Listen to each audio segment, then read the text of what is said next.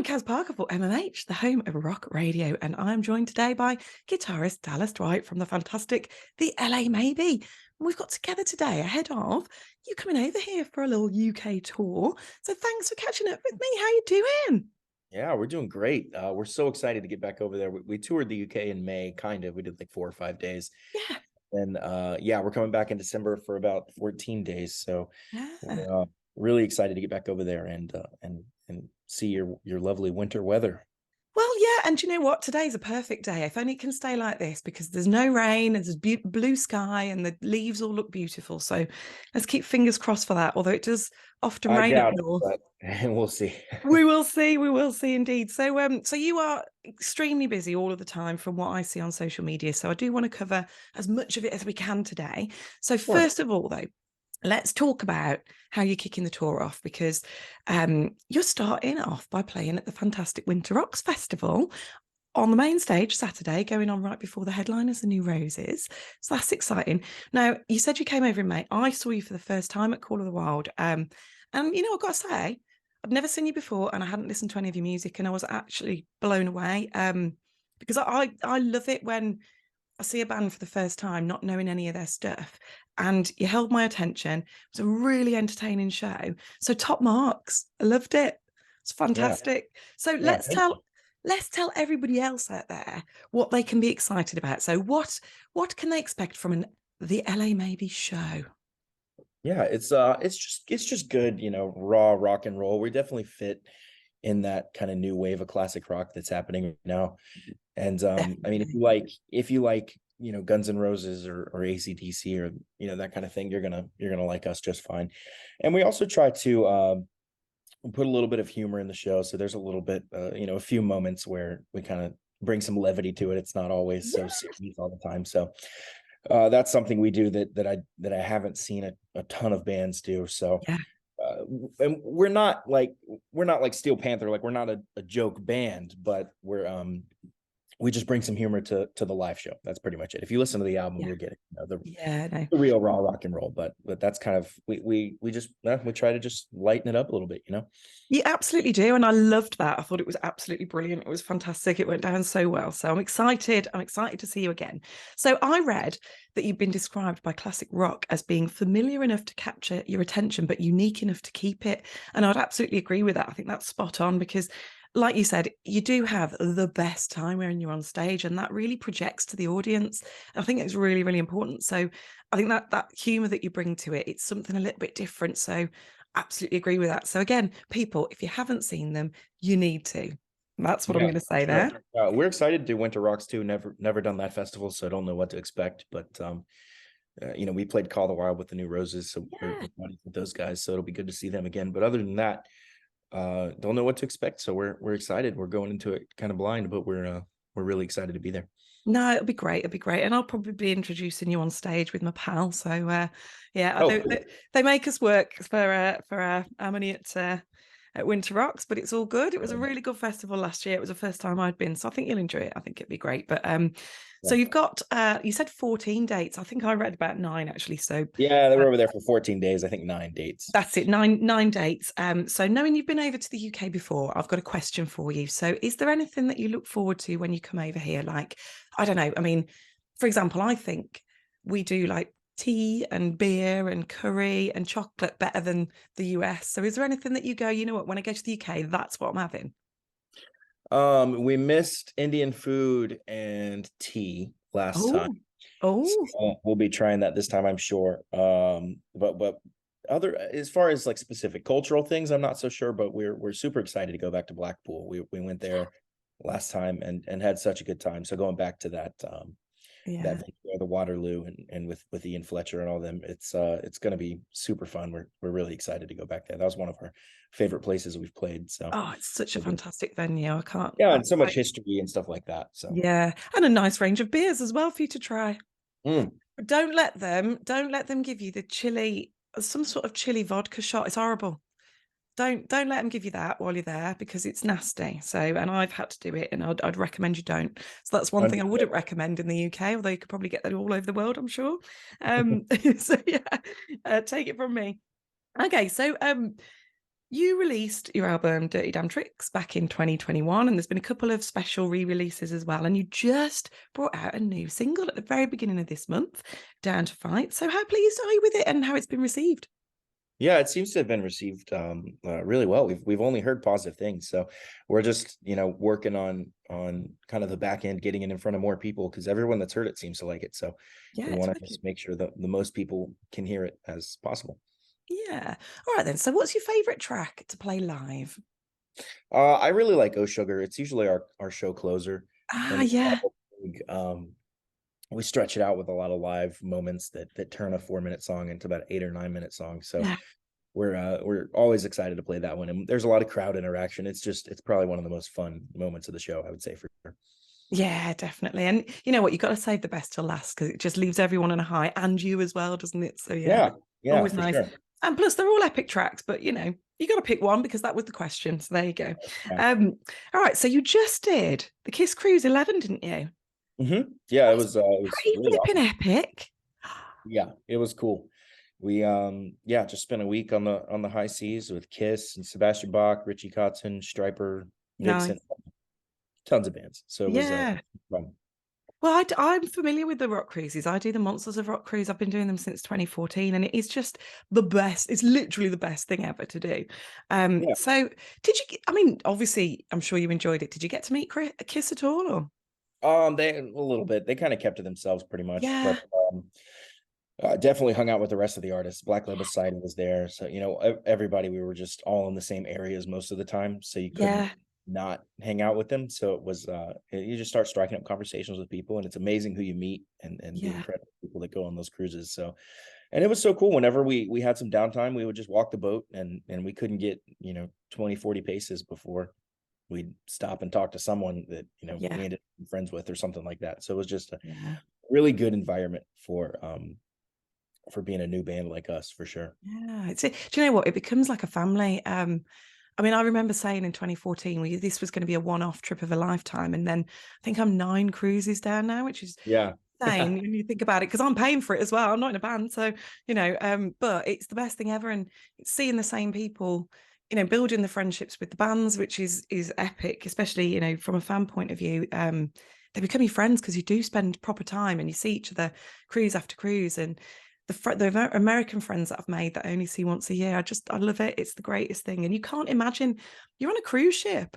I mean, to be fair, I'm not even bothered about where it goes. It could stay in port, shut those doors and let us just party. Yeah, It's just brilliant, isn't it? exactly. Yeah, Ah, exactly. we Yeah. need we I mean, need a to lot of get people don't even get off the boat when you go to port. no. I've been known not to. It all depends on the strength of the hangover. Most of the time I try, but sometimes I've been known to just go, oh, it's too bad. But we have to try and get you on the Monsters of Rock one as well. That'd be another new one for you. So Yeah, yeah. sure, of course. Yeah, I mean, I guess I would assume most cruises, the ones I've been on a bunch of cruises as a kid and stuff, and they were all fun. But going on this one was different. It was, a themed cruise. That's a different thing. But I Yeah. imagine the Monsters of Rock one probably isn't too different from the Kiss one. It's probably not too different from the progressive rock. No. They're all kind of the same, I would say, They probably. are, yeah. In terms of the vibe, absolutely. No, it's brilliant. So, of all these things that you've been getting up to recently, then, because there has been a lot, what's been your most favourite thing that's happened? Well, we're definitely excited for this UK tour. The favorite would probably be the Kiss Cruise is probably the highlight of this year so far. That's a week that'll, it's like summer camp. You go away for a week and you don't have cell signal or anything like that. So it was cool to Yeah. kind of just unplug and be a part of what was going on. And that'll be a memory for a lifetime for sure. Yeah. But we're definitely excited for this UK tour, and that could potentially be the highlight as well. There's each day that passes, we're in November 20th. We're leaving November 30th, so it'll be we're really close now, and it'll be super exciting to get back over there. And we've never, we've only done, most bands never do the international thing, and we've only done it Yeah. once, so it'll be cool to go do it again. We know what to expect. We've planned it better. We've gone through it now, so. Mm. So it should be a little smoother sailing. Yeah, absolutely. And then you know what? There's nothing better than having one highlight and then more highlights to look forward to. That's the way life should be, isn't it? Absolutely. And well, I'm Yeah. glad you're looking forward to coming over because we're looking forward to having you. So that's good. Yeah, for Marvelous. sure. So like I say, I've said it a number of times, you're always busy. Is there anything that you can tell us about, apart from the upcoming tour, that we can look forward to? Any secrets, maybe? Any exclusives for MMH Radio? We like a little sneaky peek at the future. For our UK shows? Well, for other things apart from that. Anything coming up as well? Yeah, we have we're definitely planning, a totally new set list and some brand new stuff for the UK. Yeah. We're going to be playing actually opening the show with a brand new original that's not recorded at all. Wow. So that'll be a UK thing. We have some new little tricks and fun stuff planned just for the UK audience shows. And moving past that, when we get back, we're going to be spending next year getting the next album out, and we're going to kind of be releasing it in singles as we go. Marvelous. So there'll always be new music coming out every, hopefully, 4 to 6 to 8 weeks. Oh, that's wicked. Cool. All right, then you're gonna have to get some hard work done there then. So yeah, we're trying to stay ahead. So now. the one for like February is already done. So we're Brilliant. moving past that, and we'll probably we can't do much until we get back from the UK, and then we'll be turning kind of our attention to that. So moving at a pace then, definitely. Yeah, oh, brilliant. Sure. Okay, well, I'm going to start with the slightly more random questions now. So have you ever met any of your musical heroes, somebody that's actually made you starstruck and have a fanboy moment? No, I'm definitely not a fanboy, but I have met some of my heroes. I mean, I met on the cruise Zakk Wylde, Sebastian Bach, and then off the cruise when I 2019, I think it was, I played a show with Duff McKagan. Guns N' Roses is my favorite band, so Amazing. It was cool to I'm really good friends with Duff's brother, his older brother Bruce, right? And I've done a lot of work with him. So Bruce brought in Duff for a charity event, and he hired me to be the guitar player. So I was Duff's guitar player for the week.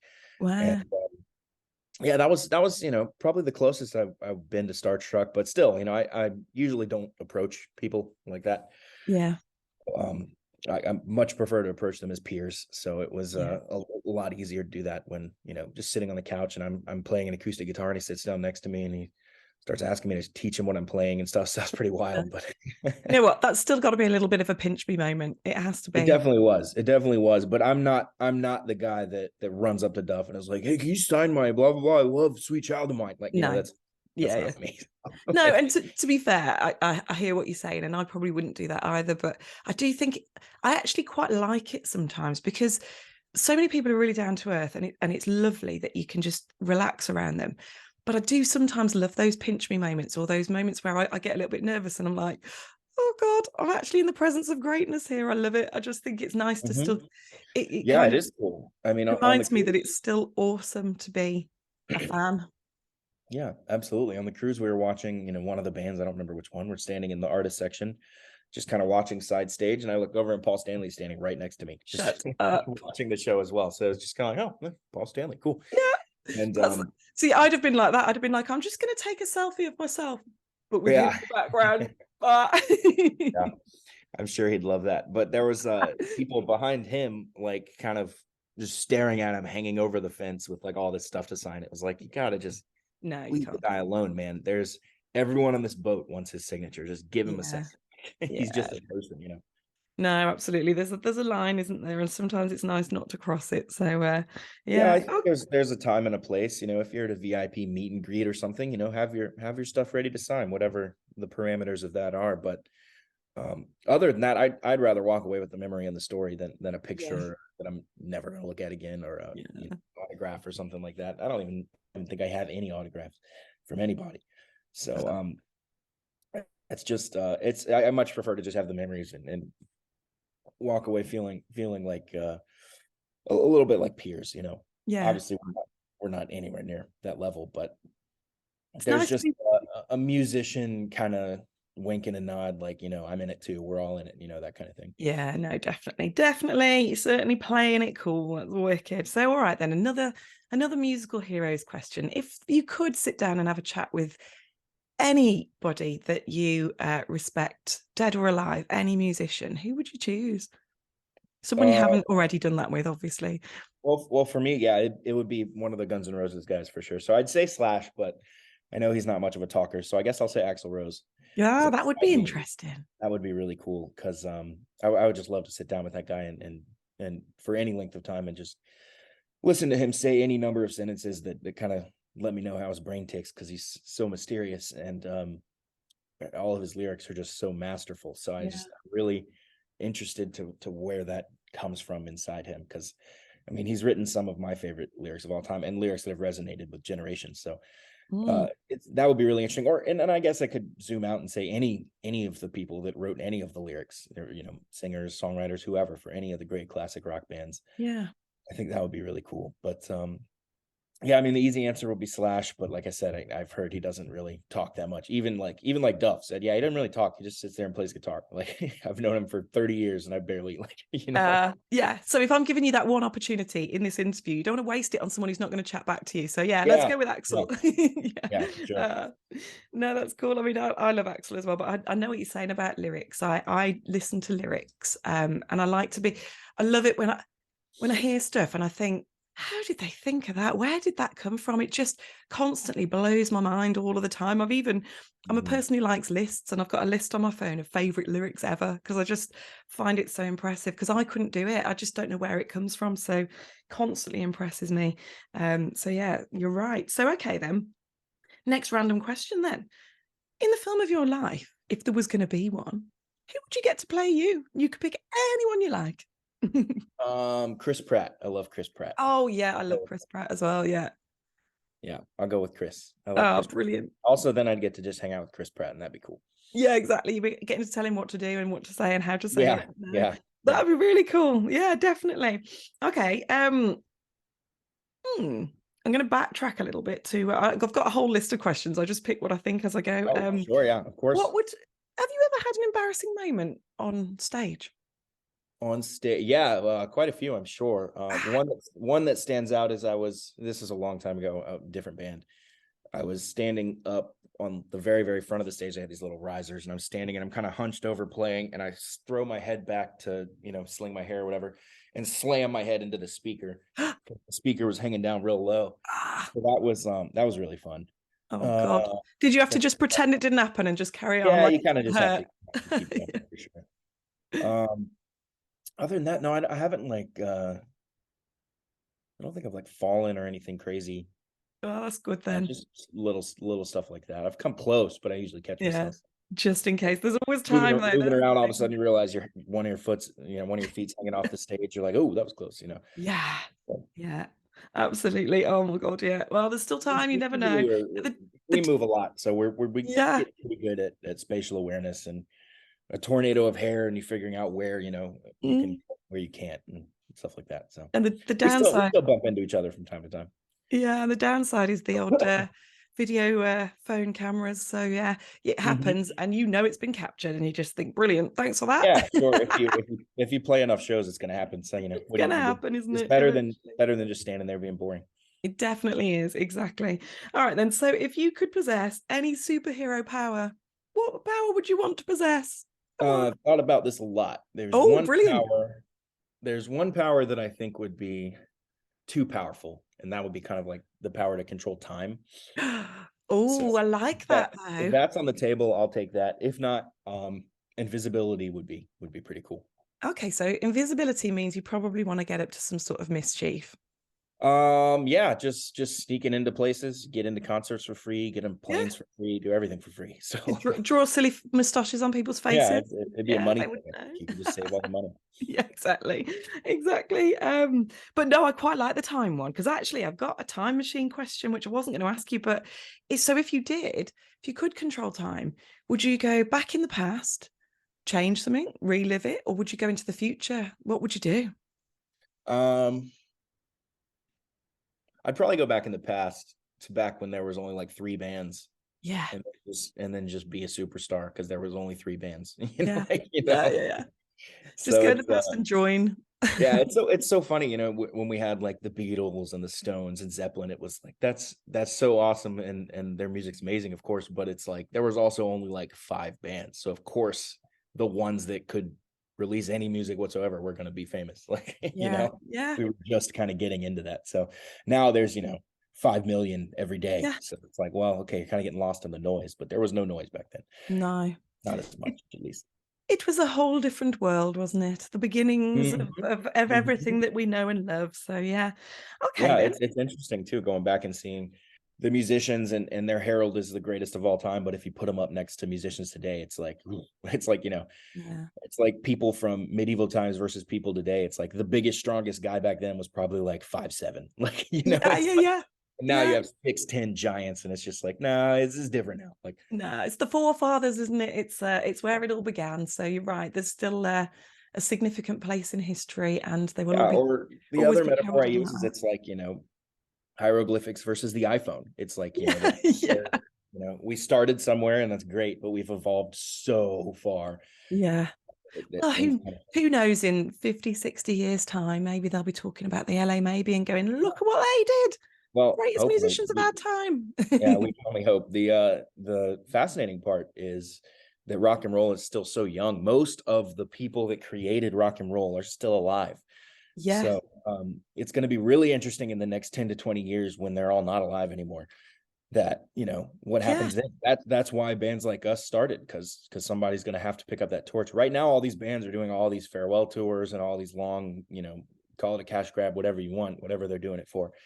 But they can't do it. They just simply cannot do it forever. So it'll be really interesting to see, because we've kind of gotten spoiled. We've been in the golden age of rock for like 50, 60 years now. So all these bands have been around and they are still around. The Rolling Stones are still touring, most of Zeppelin's still alive, Paul McCartney's still alive. A lot of these people are still alive. So it'll be interesting to see how things change when they're just not here anymore. No more farewell tours, because they can't do it. They're gone. So that'll be and we're gonna be coming up on that, unfortunately, soon. So probably 10 to 20 years, that'll just be it. Their time is up. So it'll be cool to see kind of what happens then. Yeah, you're quite right, and it's something I hadn't really considered, but you are right. And now that's going to trouble me. Yeah, they're all going to be gone. it's coming. I remember 2016, a lot of artists died, and everyone was like, "Oh, 2016." It's like, no, it's just how it goes. It's like, but it felt like that was the first year that we lost a lot of greats, didn't we? Because there was Bowie and Lemmy, and was Lemmy the end of 2015, or I think he might have been the end of 2015. Yeah, because I was due to go to LA in 2016. George Michael, Prince, I might meet him. Others, I don't remember. Scott Weiland, maybe. There was a bunch. But, seemed to be a whole bunch, didn't there? And then now it's kind of, I mean, I've lost Meatloaf already, one of my all-time faves. So. Yeah, and Malcolm Young in 2017, and lots, so. Yeah, so now we've brought the mood down talking about death. Well, now I'm going to try and lift it. Yep. It certainly is. I'm going to try and lift it back up again. So okie dokie, I'm going to do just a few little would you rathers, just because I think sure, let's do it. Yeah, I like would you rathers, and I pick things up when bands have little bantery sessions and stuff, and I pick things up and I think to myself, all bands have banter, so these are the sorts of things you're probably used to being asked, but some of them might surprise you. So we'll start tame. We'll go for would you rather. If you could choose, would you rather have the General Lee or Knight Rider's kit as your vehicle of choice? Say that again. Knight Rider's kit or the General Lee? Which would you rather have as your vehicle of choice? Oh, I'm not good. I don't know what those are, but I'm going to say the Knight Rider. Oh, Knight Rider. Well, Knight Rider is probably a good choice because the General Lee and Dukes of Hazzard, the doors were welded shut. So yes, so I know of it. Whilst it was a badass Dodge Charger, at the end of the day, you had to go in through the windows, whereas Knight Rider's kit could drive you home. Yep. So, and you've got turbo boost, so why wouldn't you want that? That's more my speed for sure. All right, then. So here we go. Would you rather? I think I know which one you're going to pick here, but would you rather have the power of invisibility for 1 hour a month or the power of mind control for 1 day a year? I'm going to go mind control. That sounds fun. Ooh, okay. Now, see, I thought you were going to go invisibility because you mentioned it before, but well, I'd rather have 24 hours. I guess it's a year, but still, that's double. Right? Mind control. Well, 1 hour a month, or mind control. Yeah, it is double. You're quite right. Maths is very good, very quick. But yeah, so what are you going to do with your mind control? Now I'm intrigued. Oh, I have no idea. I just think it'd be kind of cool. Probably the same stuff I do with the invisibility. I'd just be visible. I'll tell you what you could do. You could control all the minds of the people and get yourself a massive gig like Wembley Stadium or something. That's a great idea. Or just kind of mass mind control, brainwash people into loving our band and streaming our music. Well, that's it. In a kind of Wayne's World too. If you book them, they will come. You can just be like, love us and come to our show and have the biggest show ever. Yeah, I'd spend the rest of the year, the other 364 days, figuring out how to like broadcast it out. And then once we establish that, we could make it happen. And So then yeah, after that hour, I think, or after that day or whatever, I think people would stick around because it's good music. So exactly, that's it. And like you say, you've got the other 364 days to get the infrastructure right, and then yeah, boom. I just have to Like, brainwash them, just click that play button, and then once they play, we're good. yeah, you could just you can have a busy day though, because you could just mind control everyone to set the stage up, sell the tickets all in one day, and you come on at like 8 p.m. or something, play a couple of hours, brilliant. Oh, Everyone that would doing all just the work, exhaust. rock up with the guitar, it's all good. All right, let's get a little bit weirder. We've got a few minutes left. So would you rather cry every time you have sex or burp every time someone kisses you? I'll do the burp. That sounds fun. Yeah. Yeah. I was going to say, when I said some of these questions, there's like no right answer because they're all a bit wrong. This is the slightly wrong section. This is where you really have to start thinking. Yeah, for sure. Yeah, you just pick what you blooming like. Would you rather then have vaginas for ears or penises for arms? Vaginas for ears, for sure. Ears are basically vaginas anyway. Yeah, they kind of look similar, don't they? And you can just grow your hair out and you're fine.